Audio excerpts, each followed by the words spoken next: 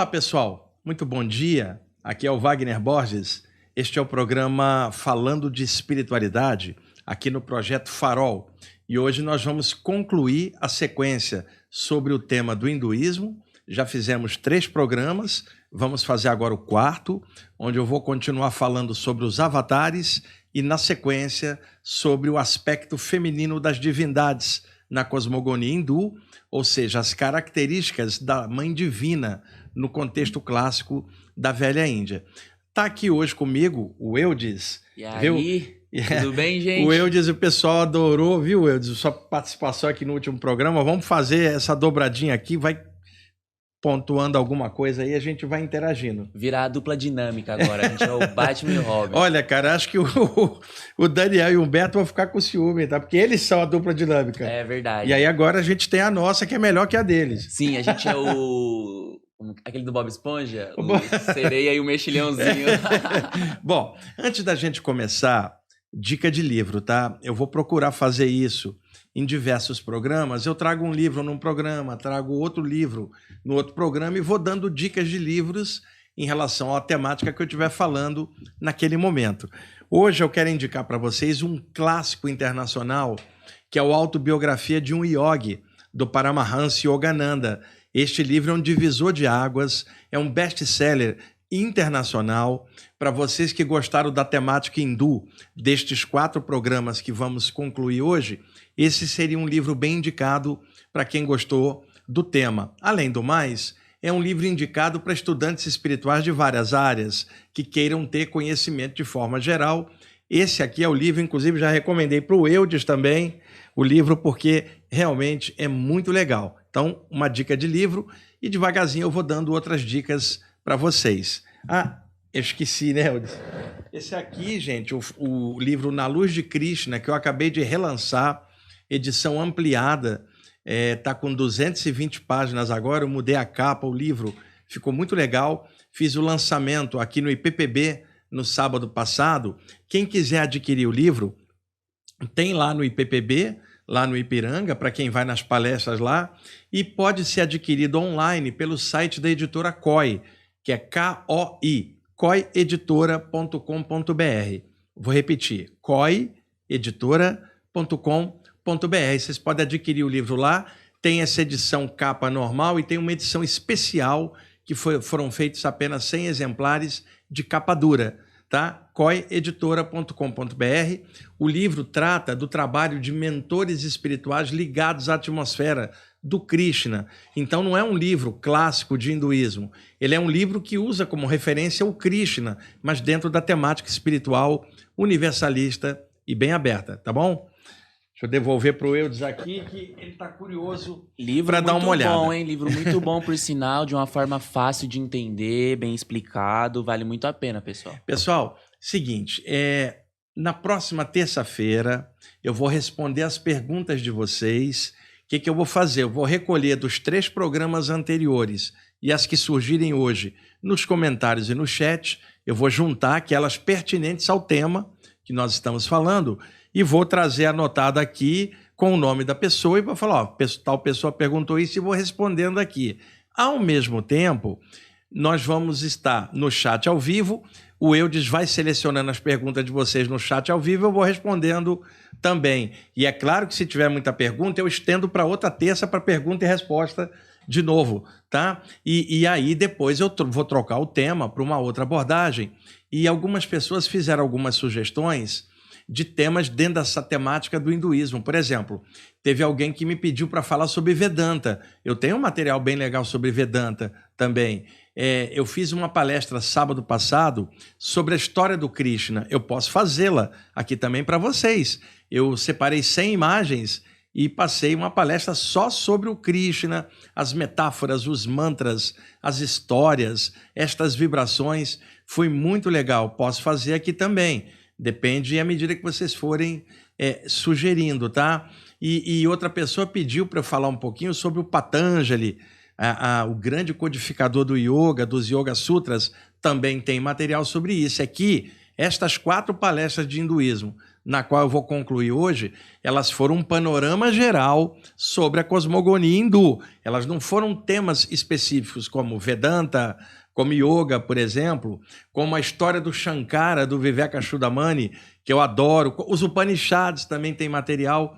Então, é claro que eu não pontuei essas partes em particular, porque o objetivo era falar de forma geral. Mas eu posso fazer isso em próximos programas, dependendo das sugestões de vocês, porque eu vou mudando o tema devagarzinho e é claro que eu vou respondendo as perguntas pertinentes ao tema, porque as pessoas às vezes perguntam outras coisas e se eu responder, eu vou tirar o tempo das pessoas que estão perguntando sobre a temática, no caso, apresentada naquele programa. Então, eu vou responder perguntas sobre o tema do hinduísmo, outros temas como chakras, saídas do corpo e outras coisas, em outros programas, quando eu falar sobre essa temática, tá bom? Então, quem puder, na terça que vem assistir ao vivo, eu vou estar respondendo no chat para vocês aqui, o Eudes vai selecionando ali e eu vou respondendo e vou pegar as perguntas anteriores dos comentários dos programas anteriores e também respondê-las, e aí a gente vai interagindo. Depois eu troco o tema daqui a 2 ou 3 programas e aí vocês façam perguntas sobre o tema apresentado. E ao longo do ano, né, agora a gente já está no finzinho, virando para 2023, tem um ano inteiro, toda terça, vai dar para fazer várias abordagens, vários temas, e aí é questão de paciência, tá, gente? E outra coisa, como já tem o programa Viagem Espiritual, lá na Rádio Vibe Mundial, 95.7 FM, todas as quintas-feiras, agora das 19h30 às 20h30, lá eu já falo muito de chakras e saídas do corpo. E os programas são reproduzidos no meu canal do YouTube, Wagner Borges, é só clicar lá, tem mais de 600 vídeos das lives que eu faço, os programas de rádio há 23 anos no ar, os programas ficam lá também para poder escutar em outro horário. Então, como lá eu já abordo chakras e saídas do corpo, aqui no Projeto Farol, o Humberto e o Daniel, quando me pediram para fazer o programa, eles pediram, faz outros temas que você normalmente não faz lá na rádio, temas que você pode usar imagem, lá na rádio não dá. Então, por isso que eu estou escolhendo outros temas, além das saídas do corpo e dos chakras, que eu até poderia falar eventualmente, mas como eu já faço isso lá no programa e fica disponibilizado, vamos aproveitar o tempo para pegar outras temáticas. E aí, usando as imagens aqui, ficam como se fossem mini palestras, né, Eudes? Didaticamente aqui explicando, mostrando a imagem. Eu não tenho essa possibilidade na rádio de projetar as imagens. Aqui eu tenho. Então, por isso que eu estou evitando um pouquinho de falar de saídas do corpo e chakras, como eu falo na rádio. Mas como eu mencionei antes, daqui a pouquinho, 1 ou 2 programas à frente, a cada programa, no início eu falo um pouquinho sobre algum chakra e uso imagens para vocês.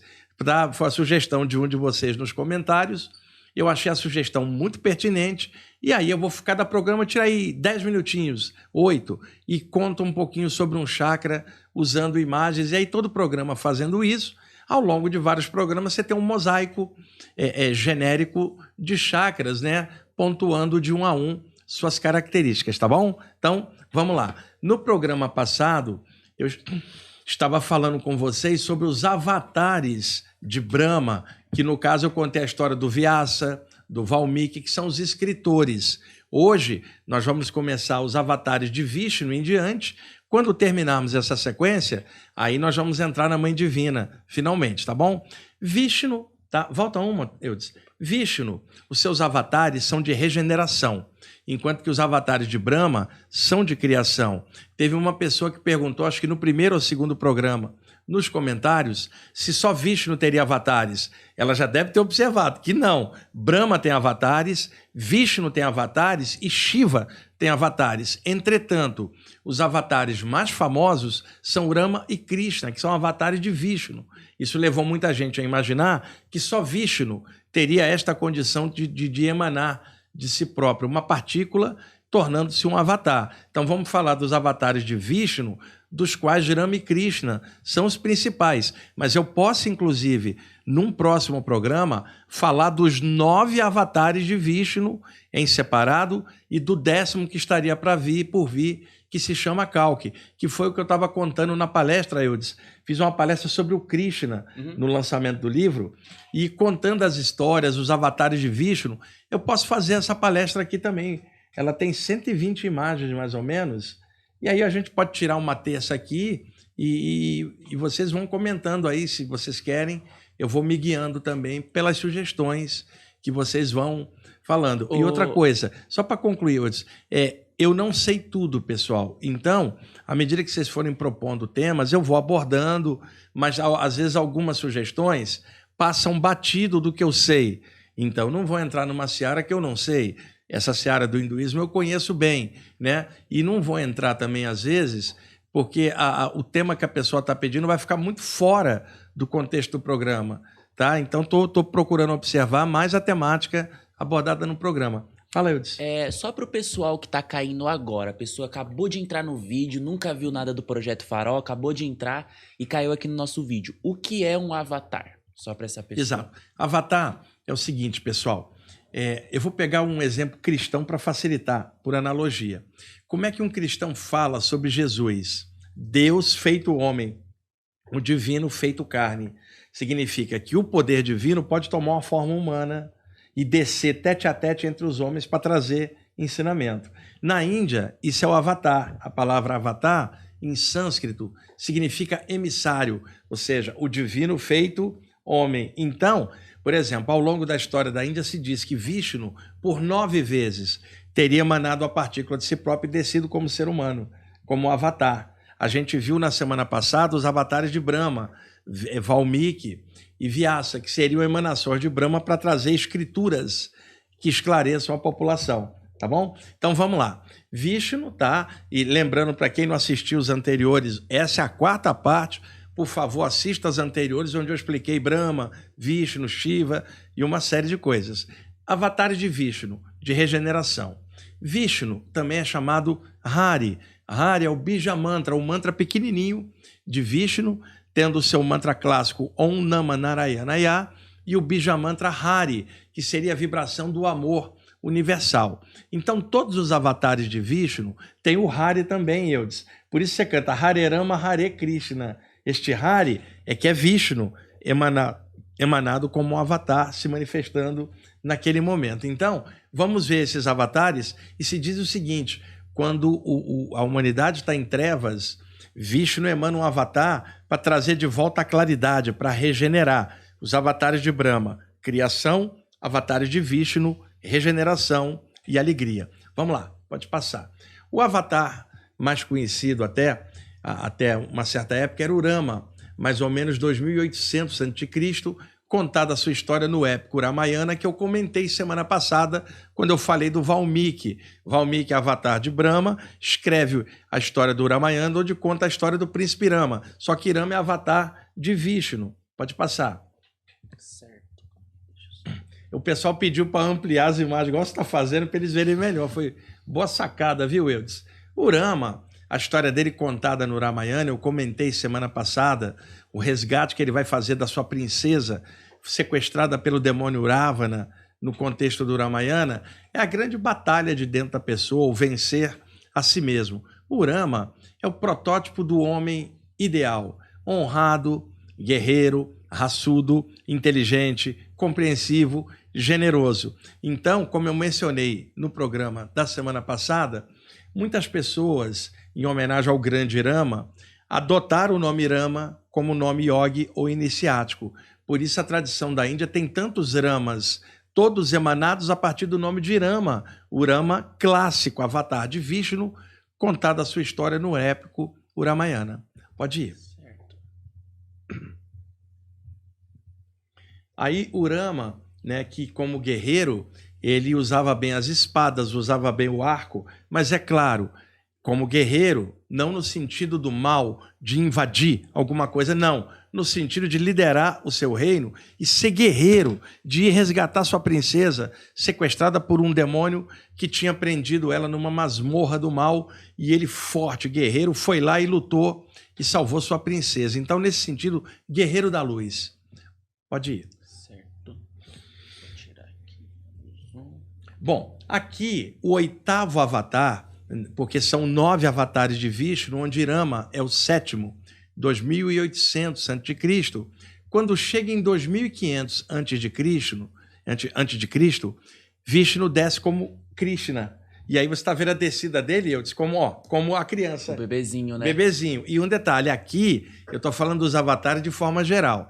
Se eu for fazer lá na frente uma palestra sobre o Krishna, eu vou contar todos os detalhes dessa história aqui. Mas hoje é uma passagem geral na cosmogonia hindu. Mas eu vou pegar esse pedacinho do Krishna descendo, fazer uma só sobre o Krishna.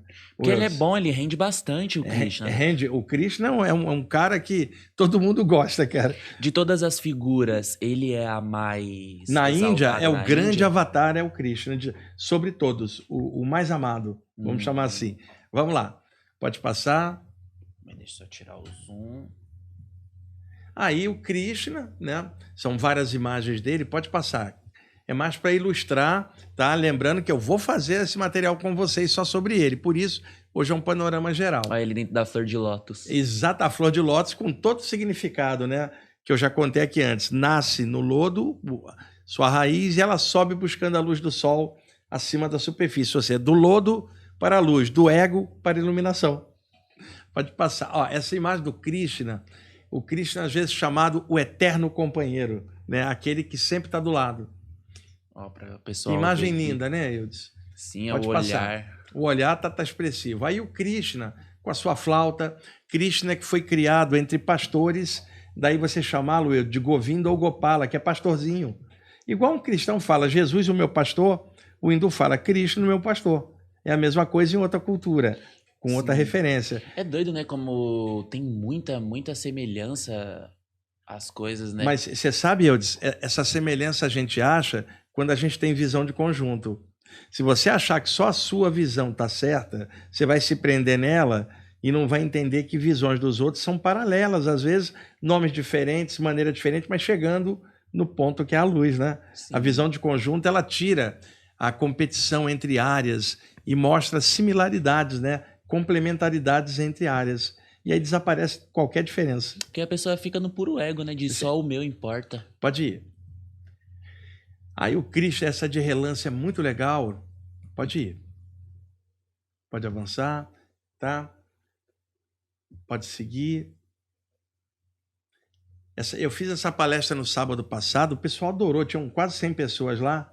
O pessoal ficou encantado com essa história. Eu falei, acho que eu vou fazer essa palestra também aqui no canal pro pessoal, porque vai brindar o pessoal com uma coisa muito bonita. Aí o Krishna, com a parceira dele, Radha, né, que era o grande amor da vida dele. Essa flauta tem alguma representação? A flauta, música? O Krishna é sempre representado tocando flauta para as pastoras, as pastorinhas, as gopis, como eram chamadas. Sim. Então se dizia que o som da flauta do Krishna é o som da consciência cósmica, porque te eleva. É uma metáfora, é claro. Agora, um detalhe, a flauta, tocando aqui na transversal, tudo bem. Se você virar a flauta na vertical, deixar ela em pé, ela lembra o fio da coluna, desde a base até o alto da cabeça, a área dos 7 chakras.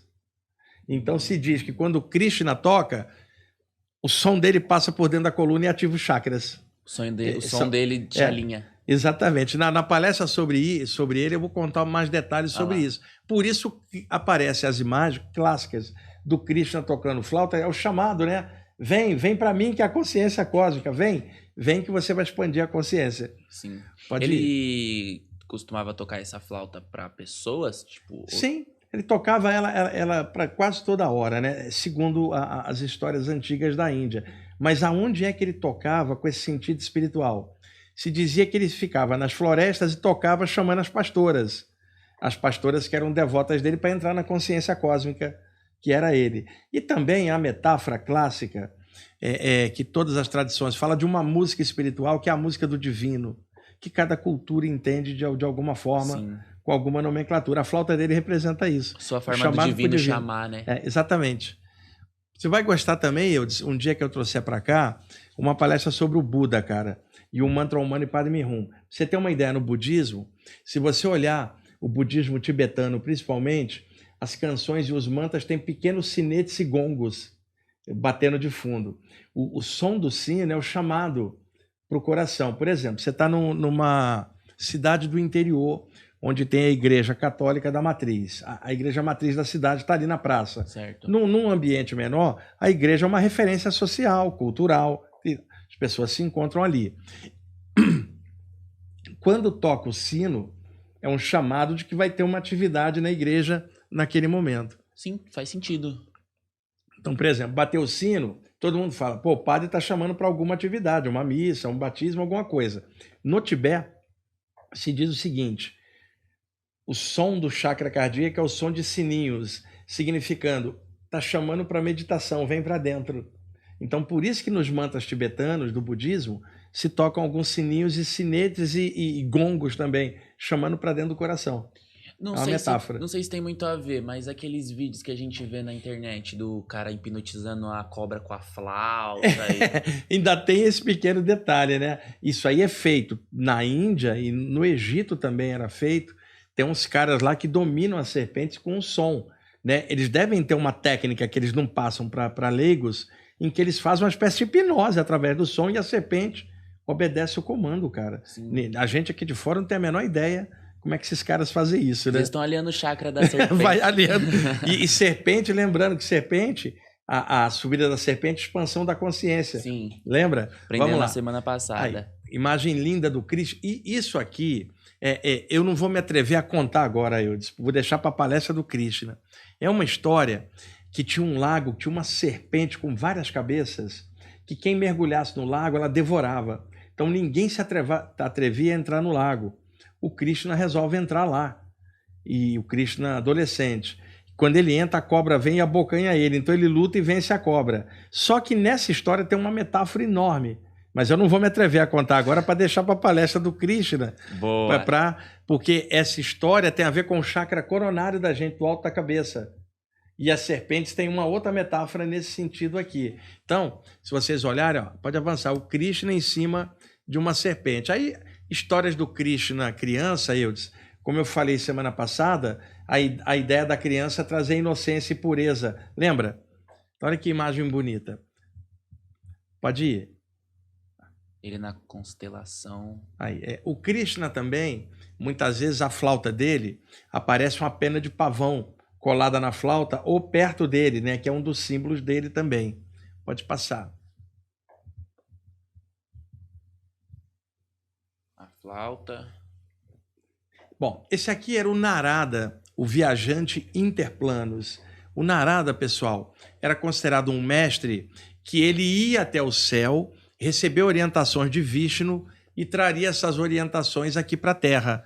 Então ele era o viajante interplanos. Ora, se ele ia ao plano espiritual captar orientações e trazer de volta para cá, ele ia durante uma experiência fora do corpo, uma viagem espiritual. E ele tinha um instrumento de som, que se eu não me engano aquele ali, é tipo um ancestral da cítara ou da tambura, aqueles instrumentos clássicos que os indianos tocam, e ele é o músico interplanos e o viajante interplanos. Então existem muitos contos e mitos em que o Narada conta histórias do Krishna, conta histórias do Vishnu e histórias que ele aprendeu no plano celeste e que ele traz para cá. Então ele é considerado o viajante interplanos.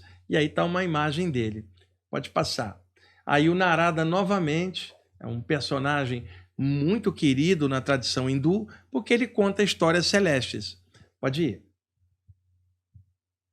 Está aí o Narada abrindo um portal com a energia da mão, Eudes. Pode ir. Só direcionando, né?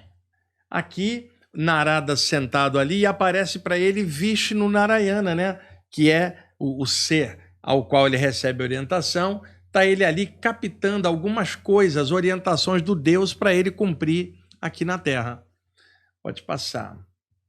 Bom, aí está novamente o Narada, que foi até o plano celeste espiritualmente receber do lado de lá orientações de Vishnu, né?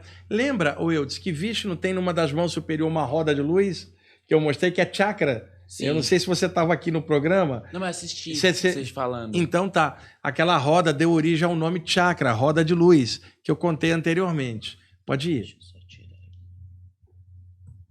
Aí o Narada contando para um sábio espiritual, um rishi da Índia, contando alguma história celeste, Eudes, que ele aprendeu lá em cima e vem trazer para os mestres. Puxando um pouco nessa parada da gente comparar com outras religiões, existiram falsos profetas Sempre. hindus? Em todas as áreas sempre tiveram falsos profetas. Pessoas que usando a religião abusava das pessoas, enganava. Infelizmente é um problema humano, não é oriental ou ocidental, é humano. Nós vamos encontrar isso em todas as tradições. Além disso, né, além de manipuladores, enganadores e falsos profetas, também nós temos gente que ao longo da estrada desviou para o caminho ruim da força.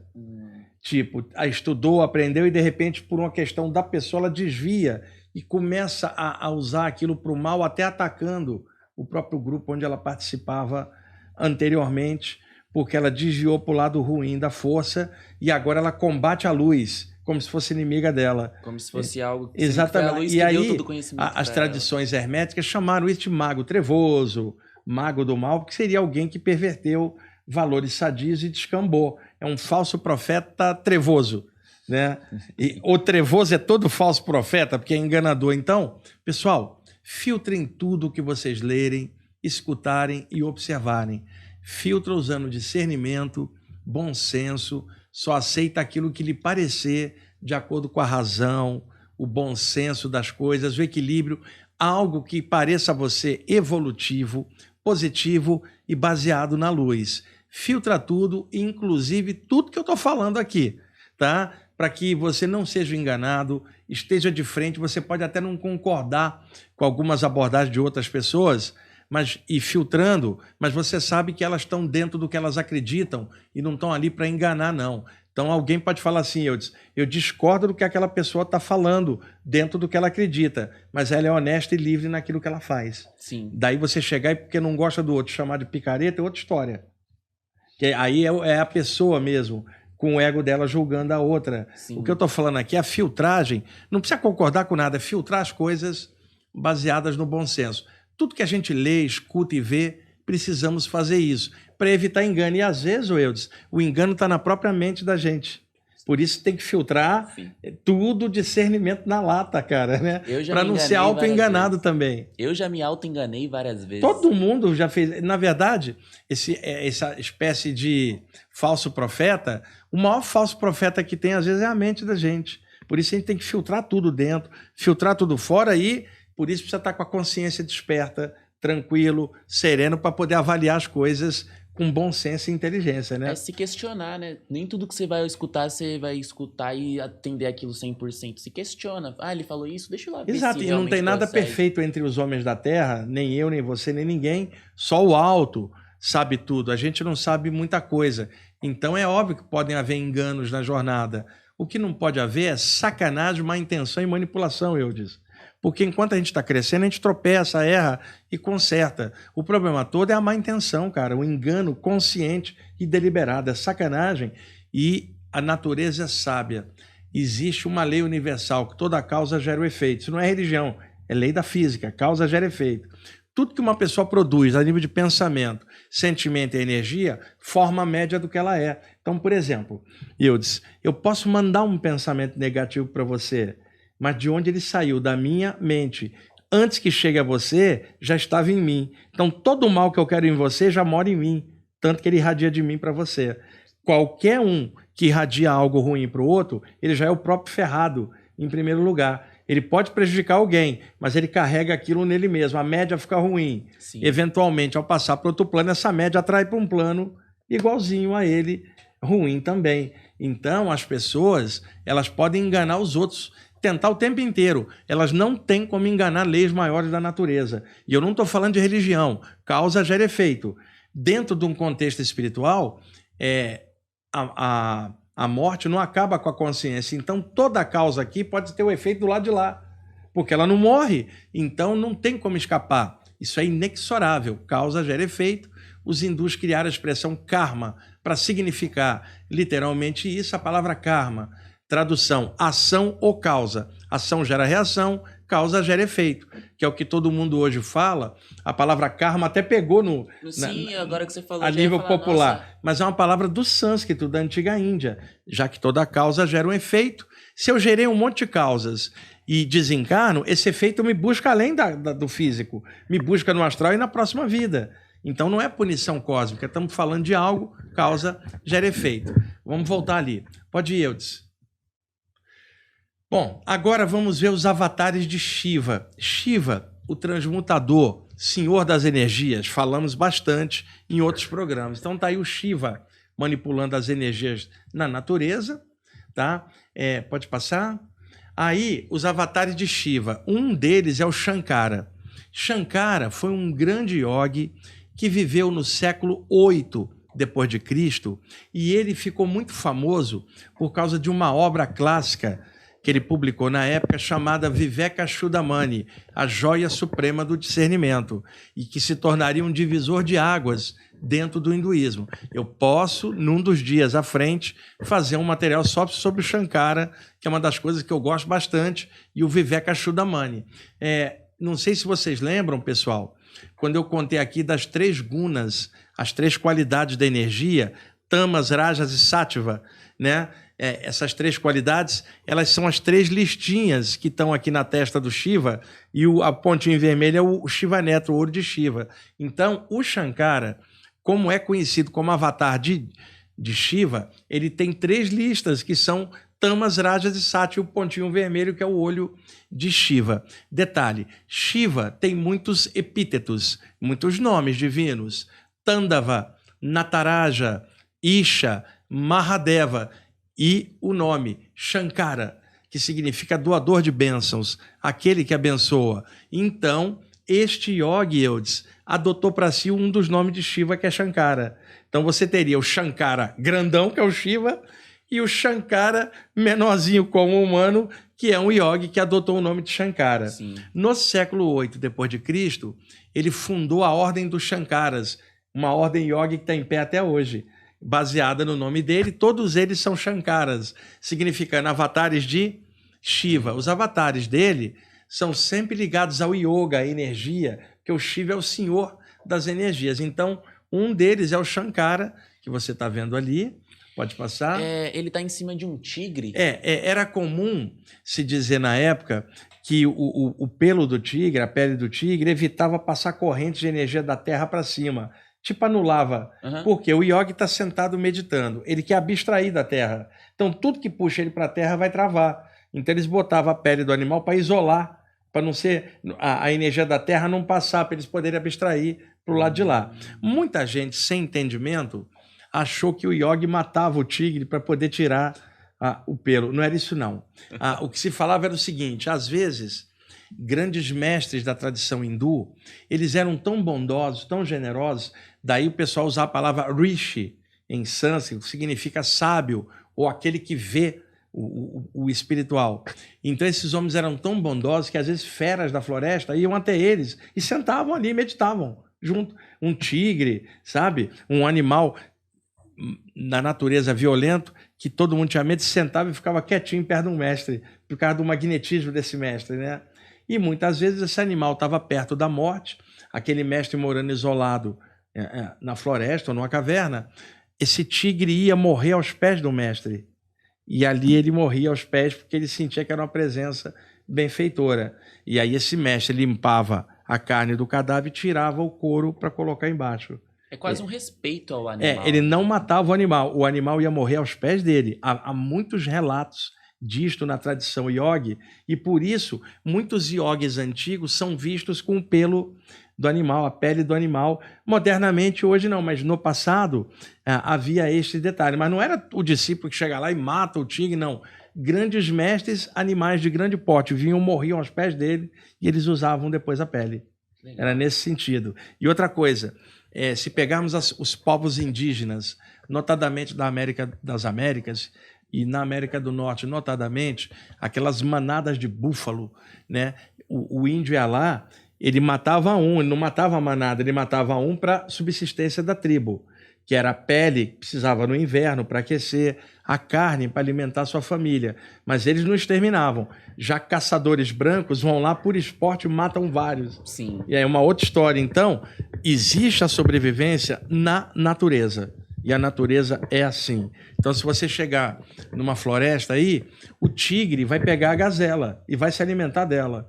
O tigre não é do mal, isso é a cadeia alimentar na natureza. Então, o que acontece? Para citar, os indígenas matavam búfalos para sobrevivência, mas não exterminavam, só pegavam aquilo que era para sua subsistência. Hoje, o contexto é totalmente diferente. Só para fazer um paralelo, né, de que hoje a questão animal ela é muito hoje vista de outras formas, ainda bem, né? Com o passar do tempo, a própria humanidade vai lidar melhor com isto, com a questão animal, né, Eudes? O que não pode ter é fanatismo e radicalismo, porque tem pessoas muito legais que batalham pela causa animal e tal, mas algumas são extremamente radicais e se tornam muito chatas. Sim. A gente sabe disso. O objetivo é legal, mas a estratégia às vezes é ruim, de querer a força implantar. Gente, a natureza é violenta, a natureza tem garras e o tigre vai comer a gazela. É o instinto dele. Dentro daquele contexto certinho. Então, por exemplo, tem uma pessoa fanática por animal, ela vê um documentário, sei lá, no Animal Planet, o tigre pegando a gazela, ela chora e fala, esse tigre é terrível. Não é terrível. As pessoas têm que botar a coisa no ponto certo. Eu também batalho pela causa animal, arrecado ração para cães, abrigos que a gente ajuda há muitos anos, mas não se pode fazer radicalismo algum.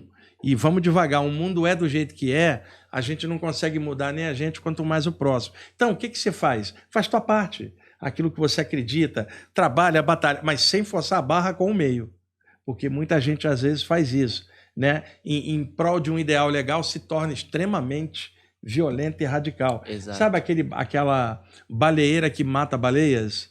E aí vai um barco, vamos chamar assim, de ecoterroristas, que quer defender a baleia, explode e mata os humanos do barco. Veja, é uma coisa... É contraditório. Contraditória. Então é isso que eu estou querendo mencionar, porque às vezes acontece isso. Que é legal a pessoa ter um objetivo legal, não quero matar um animal, não quero me alimentar dele. Porra, fantástico. Agora, o seu vizinho pensa diferente. E você não vai poder obrigar o seu vizinho a fazer igual. A gente tem que ter o ponto exato. Agora, trabalhe o ideal que você gosta. Expande ele, sem forçação de barra. Tem um rapper que ele tem uma frase que ele fala: se cada pessoa é um universo, quem salva uma vida salva o mundo todo. Se você é um universo e você se mudou, você já está mudando o universo. Trabalha você, exatamente. E expande o que puder, mas sem forçação de barra. Senão a gente fica muito chato com essas coisas. Esses aí são discípulos? São discípulos dele, da ordem dos Shankaras. Pode passar. O livro clássico dele é A Joia Suprema do Discernimento, no original Vivekachudamani. Esse livro saiu aqui no Brasil pela editora Pensamento, que é o clássico que vocês encontram. Não é um livro fácil de estudar, pessoal. Tem que ter alguém orientando, porque palavras com fundo duplo, tem que entender o contexto yogi da época, o contexto do Vedanta também, já que o Shankara é um dos principais expoentes do sistema Advaita Vedanta, muito baseado nos Upanishads, principalmente, e esta obra aqui é um clássico maravilhoso. Tem uma outra tradução da editora Teosófica de Brasília, com uma outra tradução interpretada por um monge, que é o Murilo, que eu tenho vários livros também, gosto muito, mas é uma tradução interpretada. Essa aqui é a tradução livre. Eu prefiro sempre traduções livres em que a própria pessoa interpreta. Pode ir. Isso aqui dá uma palestra inteira só sobre esse livro, cara. Pode ir. Aí está a edição da Sociedade Teosófica de Brasília. Bom, aqui, o Yogananda, nesse livro, o Autobiografia de um Yogi, ele fala da Kriya Yoga. E os mestres da Kriya Yoga, isso aqui é um símbolo yogi clássico, a estrela prânica, uma esfera amarela como a lua cheia, no meio uma esfera azul e dentro uma estrela de 5 pontas, isso é chamado de estrela prânica.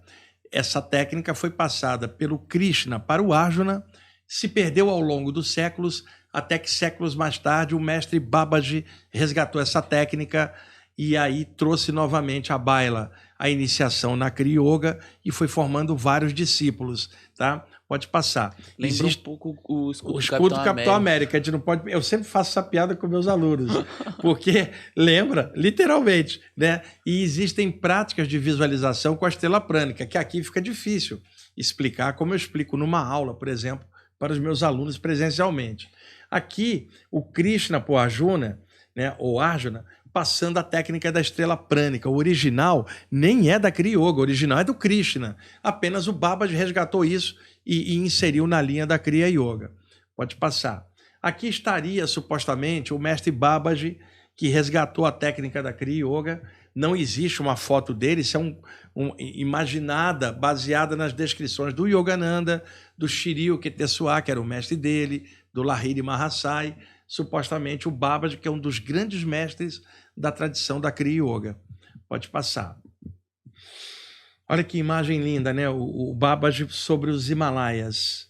Pode passar. Aqui o Babaji e a Mataji, a irmã dele. É o seguinte, Eudes, quando você quer falar de alguém em sânscrito, que é como um pai para você, você fala, ele é meu baba, meu pai espiritual.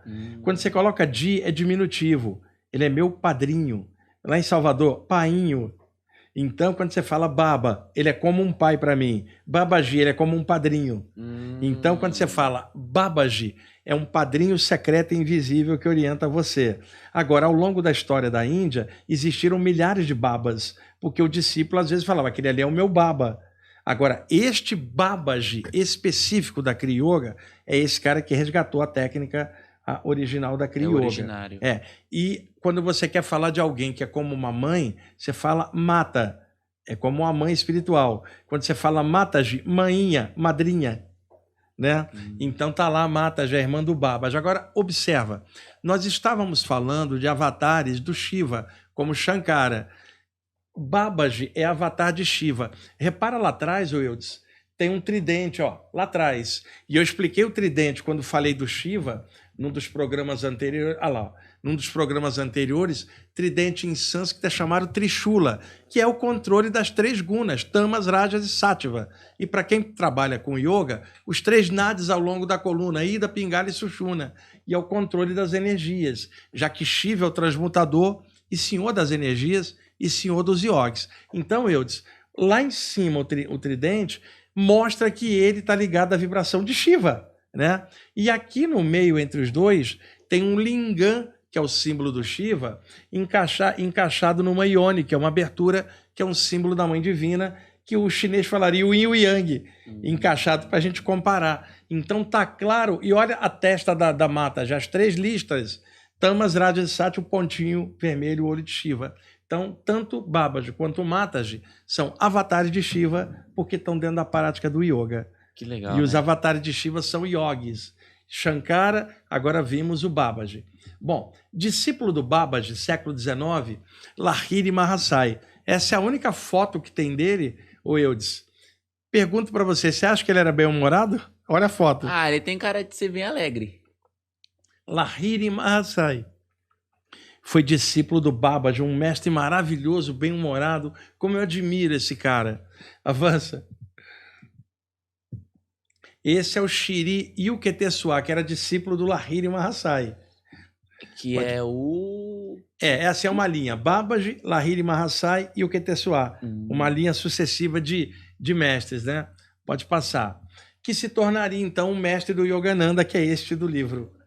Seria Babaji, Lahiri Mahasaya e Yukteswar, Paramahansa e Yogananda. Pode passar. E quem quiser conhecer essas histórias da Kriya Yoga, desses mestres, ó, esse é o livro, Autobiografia de um Yogi. Aí o Yogananda mais jovem, pode passar, o nome dele era Mukunda Lal Ghosh. Então havia na tradição yogi, assim como na tradição hermética também, em algum momento o mestre daquela pessoa fala assim, eu vou substituir o seu nome de família por um nome iniciático ou yogi, dentro da vibração que eu senti em você, Eudes. Então, em sânscrito, existe a palavra Ananda, que significa beatitude espiritual ou bem-aventurança espiritual. Por isso que tem muitos yogis com o nome de Ananda. Adota o nome e cola no nome Ananda para representar a bem-aventurança que você busca. Certo. Então, no caso dele, yoga em sânscrito significa união, aquilo que leva você a se unir o todo, samadhi. Não é a yoga, é o yoga. E daí vem a parada da yoga mesmo, de fazer o exercício? Então, o yoga não é a yoga. Mas não tem nenhuma correlação. Não tem a mesma coisa, só que a palavra yoga no original é união, tá? Porque são os passos que o Patanjali codificou nos Yoga Sutras, em que o 8º passo é a união com o todo, que seria o objetivo do yoga. Não é somente os exercícios, os pranayamas, mas o objetivo principal. Eu posso explicar isso numa aula aqui também sobre yoga. E aí, o que acontece? União, yoga, Ananda, bem-aventurança. O mestre dele chega e fala assim, Mukunda, você vai para o ocidente levar o yoga, vai levar Kriya Yoga para os ocidentais. Através do yoga, você levará bem-aventurança aos homens. Yogananda. Seu nome não é mais Mukunda, é Yogananda. Então criou o nome iniciático Yogi para representar a tarefa dele. Isso era comum tanto no hermetismo da Grécia e do Egito, quanto no orientalismo. Adotar um nome Yogi em função da vibração que você está representando. Por isso tem tantos yogis, Ramananda, Shivananda, todos com Ananda, que é esta bem-aventurança, tá? E aí o nome era Mukunda e ele se torna o Yogananda, pode passar. Aí ele bem jovem, pode avançar, um cara admirável também. Ali os mestres da tradição da Kriya Yoga, Babaji, Lahiri Mahasai e o Ketesua. Pode ir. A mesma coisa aí. Esse é o Swami Trailanga, também da Kriya Yoga. Também era um mestre fantástico. O nome Trailanga, é um mantra.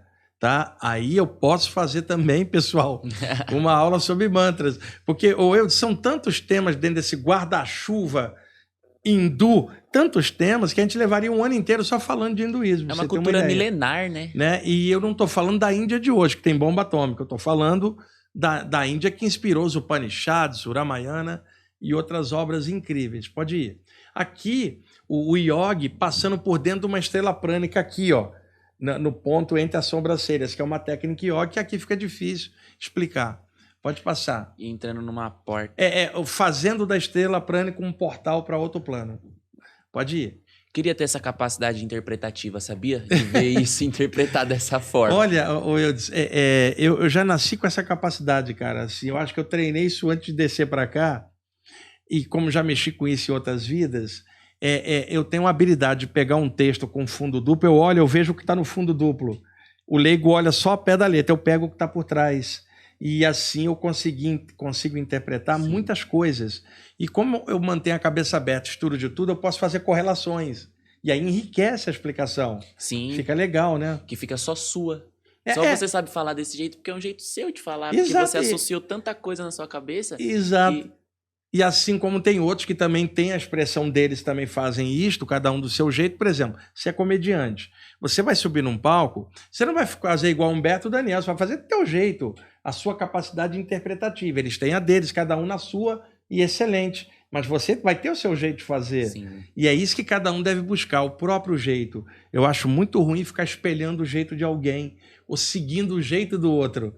O que você pode fazer? Aproveita o que o outro tem de bom e soma com o que você tem de bom e faz do teu jeito. Sim. Por isso que é muito ruim pessoas ficarem ditando regras ou maneira dos outros serem. Eu detesto isso. Né? Porque, pelo contrário, esses estudos são libertários, Eudes. Tipo assim, Eudes, você está aqui, puxa, pega isso aí, soma com o teu nível, cara. Faz algo legal. E outra, coloca até isso no teu stand-up, alguma coisa, e vai, enriquecendo. Tudo enriquece. Do seu jeito, cara. A gente tem que ter... Isso não é ego, não é nada, é característica. Cada um, se a gente fosse ficar imitando um ao outro, uma porcaria, ou seguir o padrão do outro, a gente pode aprender uns com os outros, mas a gente tem que botar nossa pegada, né? O jeito de ser, cara. Sim. Eu acho isso muito bom. Eu encontro muita pessoa que, tipo, às vezes, por exemplo, esse tipo de ensinamento. Eu olho para esse tipo de ensinamento e eu já penso nossa, eu não sei como, mas vai me acrescentar de alguma forma. Não sei como. Seja no show, seja na vida, seja em alguma conversa no futuro. Exatamente. Tipo, vai acrescentar na tua consciência como um todo que você é, cara. E isso vai te render vibrações melhores no trabalho, na família, em casa, em tudo, porque está te trazendo uma atmosfera legal. A mesma coisa se eu estivesse aqui falando dos ensinamentos budistas, falando dos ensinamentos de Jesus. Eu sou fã do Sermão da Montanha. Então, falar dessas coisas, cara, engrandece a pessoa, desde que você não fica com radicalismo na sua abordagem, achando que é só aquela. E eu posso admirar Jesus e não ser cristão, posso gostar do Buda e não ser budista, posso gostar do hinduísmo e não ser hindu. Eu posso ter uma abordagem livre eu estou encarnado no Brasil hoje, a abordagem precisa ser mais igualzinha de um brasileiro, somando. Nós somos o resultado de várias culturas hoje aqui, o índio, o negro e o branco, cara. Sim. Então não dá para ficar preso numa coisa só. Somos uma amálgama de um monte de coisas, ainda bem. Sabe aquilo que o racista detesta? Que é justamente esse caldeirão Que o Brasil cultural, né? Que o racista detesta. É o que eu mais adoro com a visão universalismo, o caldeirão e a mistura, cara. Eu acho isso fantástico. Não, eu tenho uma piada que eu falo muito disso, porque a minha família é o suco do que o Brasil produziu. A miscigenação, assim, então é vô angolano, vó italiana, que eu acho que se eu pudesse me considerar uma raça, seria o vira-lata. E então, a minha mãe, baiana, cara, moreninha de Jequié, descendente de franceses com índios. Olha. De séculos na Bahia. Foi para o Rio de Janeiro, conheceu meu pai, descendente de português branco. Tá vendo? Então, aliás, quase todo brasileiro é essa mistura. Eu acho isso muito legal. Por isso que eu acho que essa vida atual é melhor do que qualquer vida anterior, Eudes. Porque é a somatória de muita coisa, cara. A gente não poderia estar vivendo isso em outra cultura, da forma como é no Brasil. É claro que organizacionalmente, materialmente, aqui é tudo muito zoado, mas nós estamos falando de um outro contexto, que é a riqueza do Brasil, Sim. que o próprio brasileiro ainda não se tocou, que é essa miscigenação. Mas se você fala isso para um cara racista, ele quer te bater, porque ele não suporta essa mistura, que a mistura, na verdade, é a grande riqueza, cara. Imagina, Eudes, a gente vem de outras vidas, fomos hindus, chineses, alemães, ingleses, indígenas, fomos um monte de coisa, homem e mulher, gordo e baixo, magro e gordo, branco e negro, tudo. Nós somos um caldeirão espiritual como espíritos. E descemos num país que é um caldeirão cultural. Os Estados Unidos é um caldeirão, mas é extremamente racista em boa parte. E na sua maioria. Aqui também tem racismo no Brasil, mas não como na América do Norte. Graças a Deus. E eu rogo a Deus que ilumine a humanidade para liquidar essa coisa de racismo que é abominável, cara. Sim. É uma coisa, não dá para entender. Vamos lá, isso aqui, eu disse, confunde muita gente. Você está vendo, supostamente, uma presença dentro do chakra frontal da pessoa, tá? O que ocorre? Um médium ou um clarividente, vamos imaginar, pessoal, que o Eudes ali é um ser espiritual, uma entidade, um mentor espiritual. Aí eu estou aqui concentrado, eu falo assim, eu estou vendo o meu mentor, que é o Eudes ali. Espacialmente ele está fora de mim, está ali à minha direita, eu poderia concentrar e ver o Eudes no plano espiritual mente a mente, mas sempre fora de mim, espacialmente falando, tá? Eudes, chega um clarividente ou um médium para mim, quantas vezes fala assim, Wagner, eu não estou entendendo. Antes eu via meu guru, meu mestre, meu mentor, lá, ou ali, ou acolá. Mas agora eu estou sentindo que ele está dentro da minha testa, cara. Ele está dentro da minha mente. Como é que ele pode ter entrado aqui? E aí eu vou explicar para ele. O cara não entrou na testa da pessoa. O que acontece? Tem um chakra aqui, que é o chakra frontal, que quando ele expande, a noção de espaço tridimensional se altera. O que está lá parece que está aqui, o que está aqui parece que está lá, e ninguém deslocou. Então vai dar essa sensação que aquele ser que está lá está aqui dentro. E aí tem que explicar que o cara não entra na testa da pessoa, não é uma questão de entrada no corpo dele, uma invasão espacial de um elemento de fora dentro da testa dele. É uma conexão de corpo mental a corpo mental, parecendo que ele está dentro da mente do outro, o outro na dele, mas nenhum dos dois se deslocou. Mas isso acontece de tanto a pessoa pensar A sintonia, às vezes a ligação entre aquele sensitivo e o ser espiritual é tão grande que é mente a mente, entre os planos. Não precisa ele vir de lá para cá, a conexão é perfeita. E isso aí é claro, um clarividente mais experiente, um médium bem desenvolvido, não é alguém que ainda está tateando, desenvolvendo, naturalmente leva um tempo de maturação. Agora, pessoas que têm vivências espirituais já há tempos e trabalham com isso de forma séria, elas vão sentir isso às vezes. Parece que a presença está dentro dela, não é isso. Tá? Embora pareça isso. Aí, por isso eu coloquei essa imagem para ilustrar esse ponto. É importante para quem está assistindo a gente decodificar isso. Pode ir. Aí o Krishna, né? Novamente, pode passar. O Krishna tocando para as gopis na floresta, o Eudes, ó. O lance que eu falei das iniciações com o som da flauta. Pode passar. Por que eu coloquei o Krishna de volta no final? Porque a linha da Kriya Yoga, ela também fala do Krishna, né, dentro do contexto da Kriya Yoga. Como aqui era uma pastinha sobre Kriya Yoga, esse pedacinho final, eu coloquei o Krishna também, que supostamente seria o cara que ensinou para o Arjuna a técnica da estrela prânica, que é uma técnica da Kriya Yoga também. Ele tá azul, que você já explicou que tem o simbolismo do céu e Isso. da origem. E por que ela tá verde? Ela é uma encarnada aqui, não é uma divindade. Ah, então o verde significa que ela não, Não é que é divino. verde, ela tá clarinha, né? Na verdade, a cor, né? Uma morena da Índia. Ela não é uma divindade. As divindades são todas pintadas na cor azul. Agora, um detalhe: o Krishna, quando estava encarnado, ele nasceu na Índia. O biotipo de indiano é um moreno quase negro, Sim. né? Então, Krishna também era chamado de O Negro. Quando você mostra espiritualmente azul, é uma metáfora de alguém que veio do céu como um avatar. Mas o Krishna era moreno, igual os hindus. Mas na hora que se representa a divindade, você põe azul. Né? Daí dá essa diferença. Outra coisa, só para o pessoal ficar pensando, sabe aquelas estátuas do Buda, gordão, japonês ou chinês ali? O Buda era o Siddhartha Gautama, que era indiano. Né? E ali ele alcança o estado de Budi, iluminação, e se torna o Buda. O biotipo dele era alto, magro e moreno. Ele é um indiano. Verdade, né? 500 antes de Cristo, né? O que acontece? Com o surgimento do budismo e os monges budistas emigrando para o Oriente, para o Tibete, Japão, Laos, Camboja, China, e falando da propagação do budismo, ninguém no Extremo Oriente tinha visto o Siddhartha Gautama. Então, lentamente, a população foi imaginando aquele grande ser como alguém mais parecido com seu próprio biotipo. Então, lentamente, foram puxando o olhinho do Buda. Deixando careca. Botando mais careca. Botando o cara gordo. O Siddhartha Gautama era vegetariano e tomava sopa de vegetais, era magro.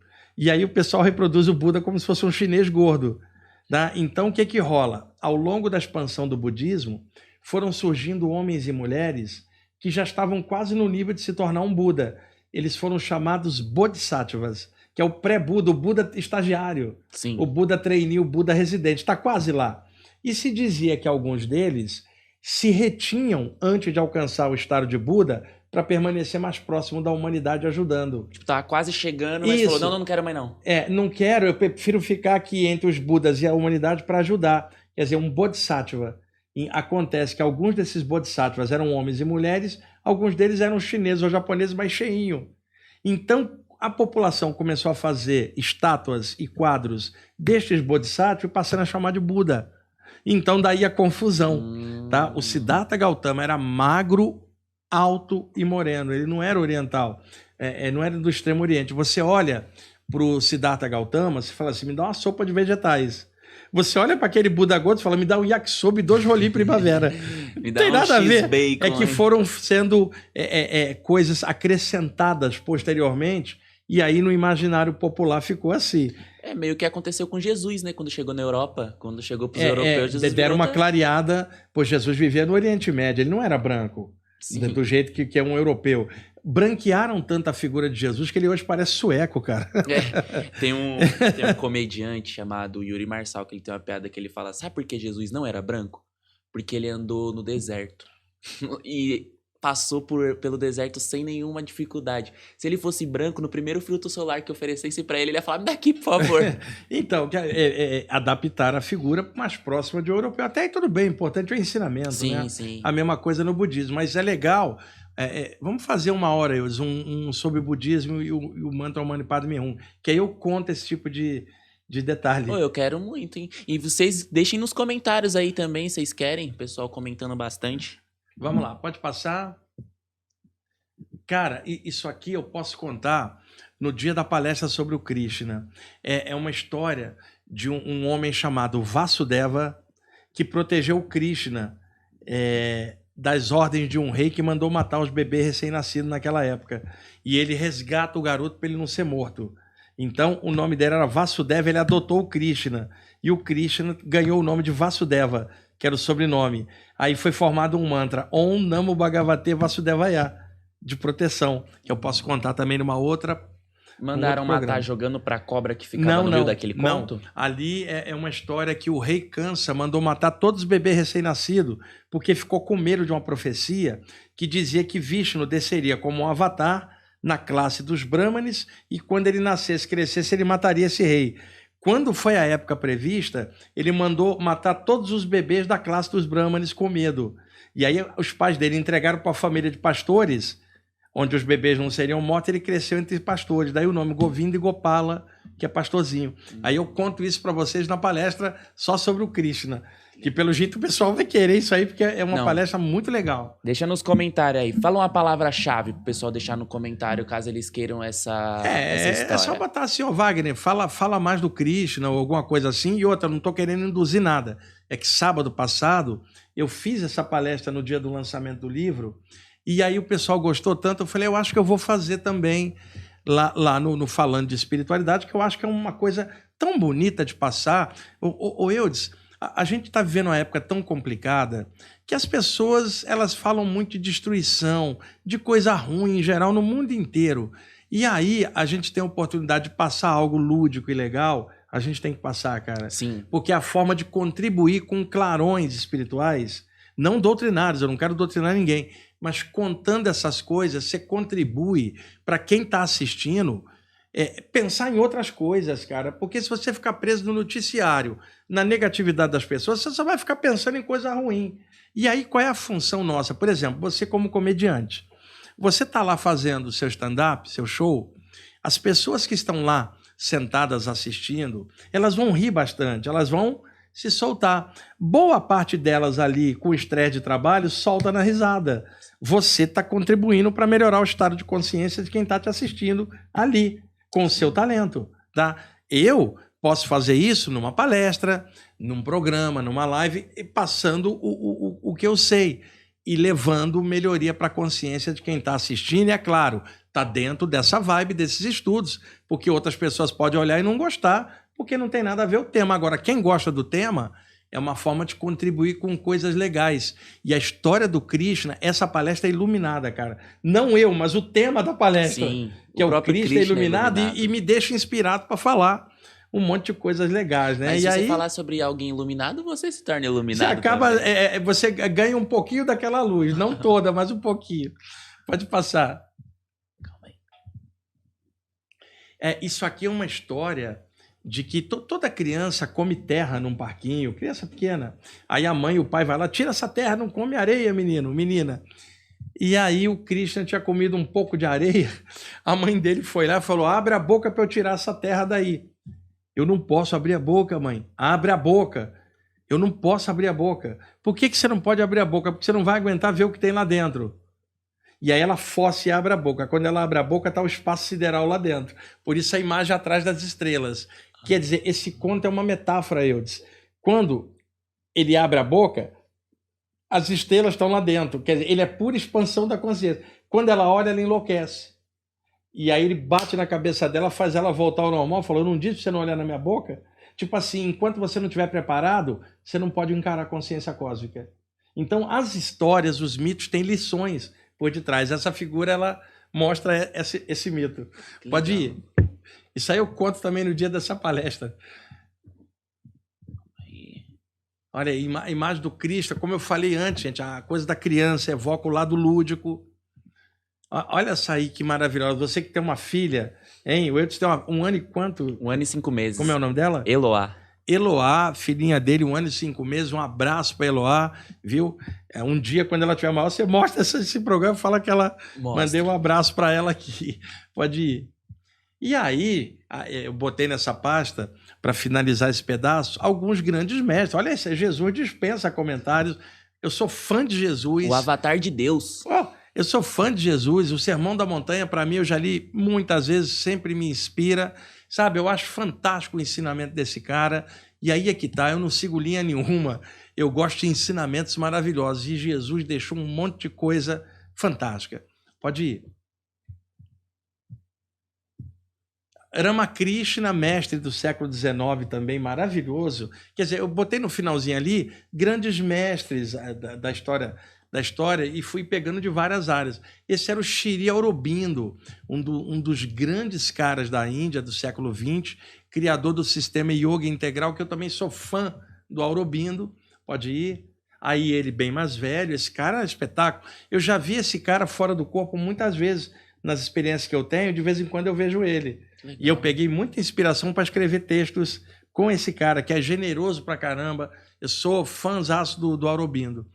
Esse é outro cara que eu sou fã, Sri Ramana Maharishi. Olha o olhar de amor desse cara, Eudes, dá pra ver, cara. Meigo, né? Um dos grandes mestres yogis do século XX, também na Índia, né? Espetacular. Aqui, o Ramana Maharishi, junto com o Yogananda na década de 40, na Índia. Ah, eles viveram na mesma época. Contemporâneos. Pode passar. Esse é o Ramatiz, um mentor espiritual que aparece no astral do Brasil, oriundo da tradição da Índia. O nome dele é Ramatiz, vem de Rama, também da tradição, tá? E ele representa essa parte hindu, mas adaptada ao contexto universalista aqui do Brasil. E ele tem uma cruz no peito. É, né? aquilo é um símbolo. É o seguinte, é um triângulo dentro de uma cruz. Finais do século XIX, havia no Oriente, no astral, um grupo de mentores chamados Falange do Triângulo. Todos esses mentores egressam da tradição oriental, não só da Índia, todo o Oriente. Sim. Havia no astral do Ocidente um grupo de mentores ligados ao ensinamento de Jesus, chamado Fraternidade da Cruz. Esses dois grupos resolveram fazer um intercâmbio, onde aqueles de lá sairiam para cá e os daqui iriam para lá, fazendo um intercâmbio. E parte deles reencarnando e os outros guiando durante a encarnação. Para quê? Somar o ensinamento de Jesus com o ensinamento de Buda e Krishna e o Oriente numa vibe só. Aí o símbolo passou a ser um triângulo com uma cruz dentro e o nome mudou para Fraternidade da Cruz do Triângulo. Que legal. Que seria universalismo, essa história de miscigenar religião. ensinamentos e trazer isso para uma vibe universalista, onde o Ramatiz é a referência dessa união. Que legal isso aí, né? Pode passar. Aí está o Ramatiz de novo. E aqui o super time do mundo espiritual. Dá uma olhadinha, ó. O super time. Lá na lateral, diminui um pouquinho. Vamos aqui, calma aí. Em época de Copa, isso aí tá ótimo. Olha só. Jesus ali, lateral direito. Logo depois Krishna, no meio Babaji, Siddhartha Gautama, Buda e o Lahiri Mahasaya na lateral esquerda, cara. Olha só. E esse ataque aí, vem Agora forte. vamos ver o ataque, olha só. Desce um pouquinho, joga, centra mais. Tem um aqui no cantinho.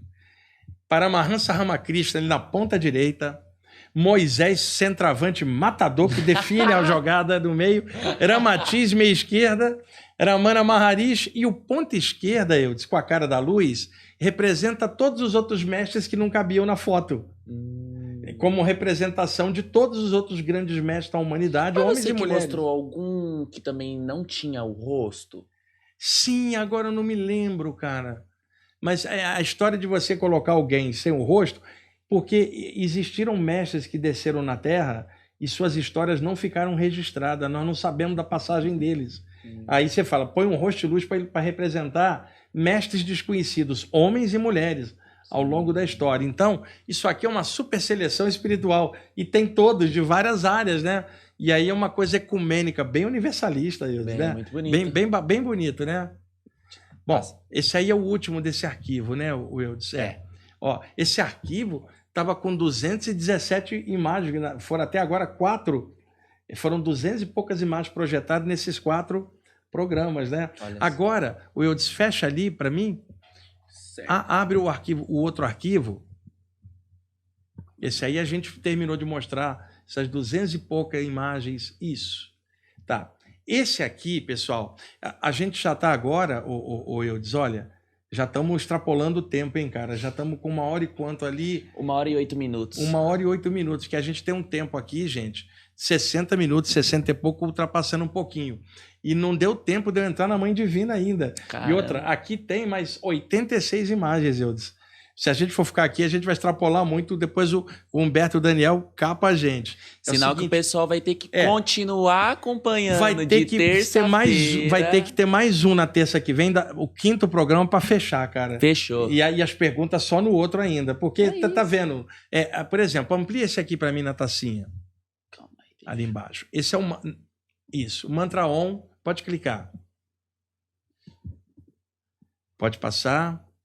Aqui nós vamos ver a Mãe Divina. Avança mais um, só para eles verem cenas dos próximos capítulos. Eudes. Ó, olha só, as 3 características das Mães Divinas. Nós vamos ver isto ainda na próxima terça. Então, pessoal, desculpem, vamos ter mais uma terça-feira com esse tema, que vai ser o 5º, para fechar, porque não deu tempo de eu entrar na área da Mãe Divina, do Sagrado Feminino, que eu adoro, porque a gente está extrapolando já o tempo. Então, vamos fazer isso e na outra terça que eu vou abrir para perguntas.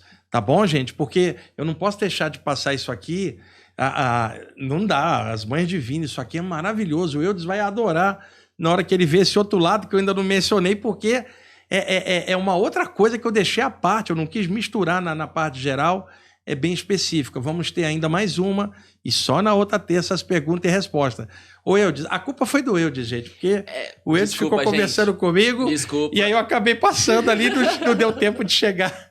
Ô, Eudes, aparece aqui para dar um oi pro pessoal de novo. A câmera 2 está em mim aqui, essa câmera tá aqui. Então, pessoal, olha o Eudes aí, dá um oi pro pessoal, Eudes. Se inscreve aí, ó, Projeto Farol, deixa seu like, se inscreve no canal, comenta aí qual aula você tá mais ansioso para ver. Qual aula? Do Krishna, da Mãe Divina? Comenta agora que eu quero saber qual aula que vocês estão mais... Assim, não aguento mais, eu quero ver essa aula. Comenta aí que a gente quer ver. Legal, gente. Então, obrigado por vocês estarem assistindo aí o programa. Espero estar contribuindo em alguma coisa aí para a consciência de vocês, do jeito de vocês. E esses temas aí são muito legais, eles me fazem muito feliz de estar podendo compartilhar isso aqui com vocês. Tá bom? Eudes, obrigado aí pela ajuda de novo. Pessoal, até mais.